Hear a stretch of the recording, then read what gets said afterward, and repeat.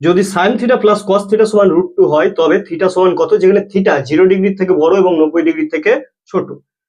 এখানে sign theta plus cos theta সমান দেয়া আছে √2। উভয় পক্ষকে আমরা √2 দিয়ে যদি ভাগ করি তাহলে বাম পক্ষে কি থাকবে, বাম পক্ষে থাকবে 1/√2 into sine theta plus 1/√2 into cos theta, আর ডান দিকে কত কি থাকবে, √2 দিয়ে যদি ভাগ করি তাহলে 1 করে থাকবে।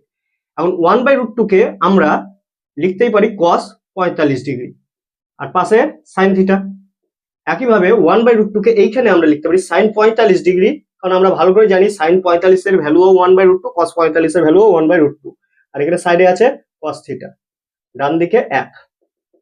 এখন থিটাকে যদি আমরা a এবং 45 ডিগ্রিকে যদি b ভাবি তাহলে কি আসবে, sin a cos b plus cos a sin b।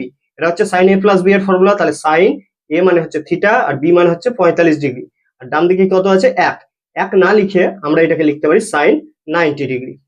এখন উভয় পক্ষে যদি sin sin কম্পেয়ার করা হয় তাহলে অ্যাঙ্গেল কি থাকবে, থিটা প্লাস 45 ডিগ্রি সমান ডান দিকে থাকবে 90 ডিগ্রি। এখান থেকে আমরা লিখতে পারি থিটা সমান 90 ডিগ্রি। 45 ডিগ্রিকে বাঁ দিক থেকে ডান দিকে যদি শিফট করা হয় তাহলে প্লাস সাইনটা হয়ে যাবে মাইনাস 45 ডিগ্রি। অতএব থিটা সমান আসছে 90 থেকে 45 বাদ দিলে 45 ডিগ্রি। আমাদের কমপ্লিট আনসার হচ্ছে 45 ডিগ্রি।